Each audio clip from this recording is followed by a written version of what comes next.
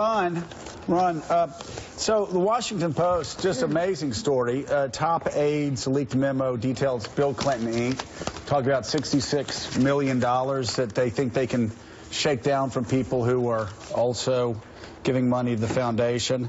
Lead story, the New York Times. You had a top Clinton person tell you a long time ago, back in 2015, on all of this. Follow the money. Follow the money. Well, we're getting closer to the start of that path to start to figure this out, aren't we?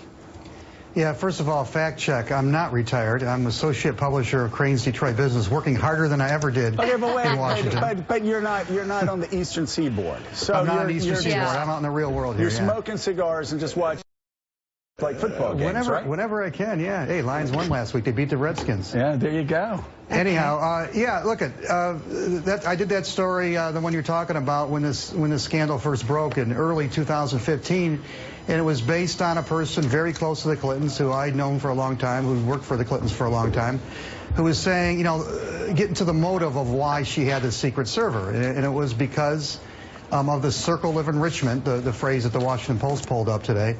That was clear even then. There was already some connections between Doug Band and you know, shaking down donors at the time. And this person was saying this is really about the foundation.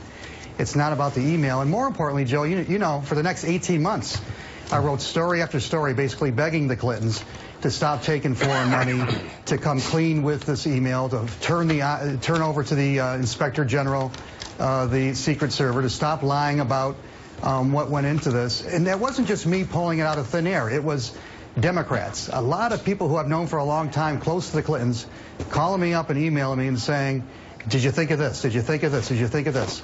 And when I read these emails that were stolen, these hacked emails in the Podesta cache, you see people like John Podesta and Near Tandon basically echoing my columns the last 18 months. Because it was those kinds of people close to the Clintons who knew what they were doing, was undermining the public's trust in government, which is important to Democrats, and was you know, awfully close, if not actually quid pro quo, and at the very least, it undermined her moral authority and her political authority to take on Republicans. And that's exactly how this has played out. Her trust numbers collapsed, as predicted by her own people.